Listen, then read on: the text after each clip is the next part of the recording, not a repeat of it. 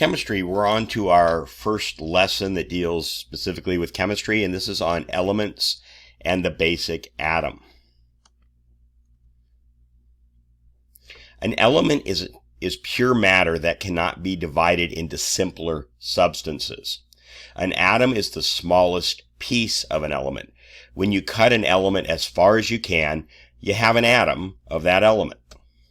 There are 90 naturally occurring elements plus about another 28 that were created by scientists in labs. All matter in the universe is made of these 90 elements. Below are 5 naturally occurring elements: carbon, gold, neon, uranium, mercury. In about 400 BC, a Greek named Democritus developed the idea that there was a smallest piece of matter that could not be further divided. The Greek word atomos means indivisible, cannot be divided. The smallest piece of an atom is called the smallest piece of an element is called an atom. Just as the 26 letters of the English language can be arranged to make millions of words, the 90 elements can be arranged and combined to make millions of different substances called compounds. A compound is a substance containing 2 or more elements. There are up to 50 million and possibly more chemical substances. Water, consisting of the elements hydrogen and oxygen, is the most common compound on Earth. In about 1800, an English chemist, John Dalton, developed his atomic theory describing atoms and how they combine to form compounds. 1. All elements are composed of indivisible atoms. Atoms of the same element are identical. Atoms of one element are different from those of another element. 3. Atoms of different elements can combine in whole number ratios to form compounds, combinations of 2 or more elements. 4. Chemical reactions are when atoms join, separate, or are rearranged. Atoms of one element cannot be changed into another. Now, there are exceptions to Dalton's rules. He didn't know all the details of atoms back in his time, but his rules are generally pretty accurate, and for our purposes, they work well. Electrical force is the single most important factor in all of chemistry.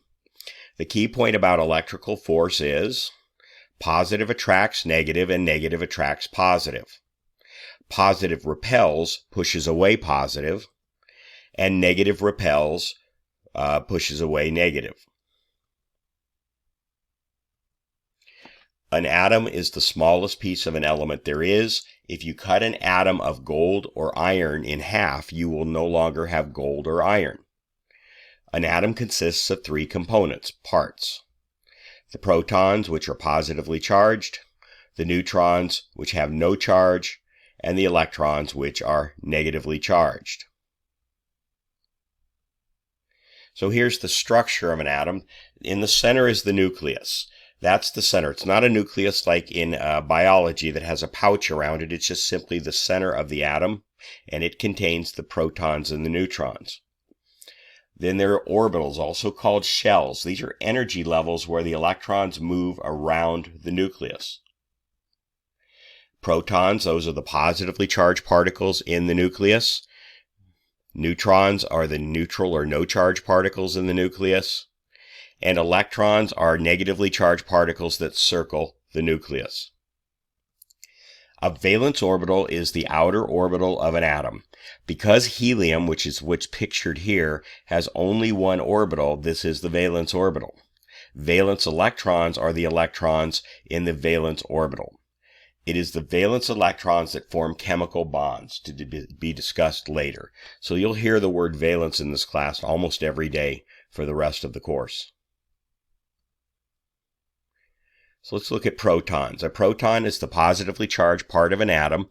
You don't need to understand what positive means other than it is the opposite of negative charge. A proton has a mass, and you see the number there. You don't need to know that number.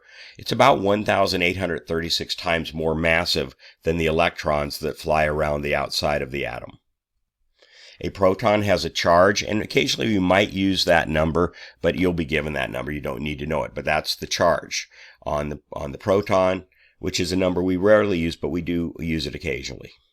More commonly, we assign a charge of +1 and a mass of 1 atomic mass unit to a proton. So those are the numbers you want to remember about charge and mass. Mass, how much it weighs.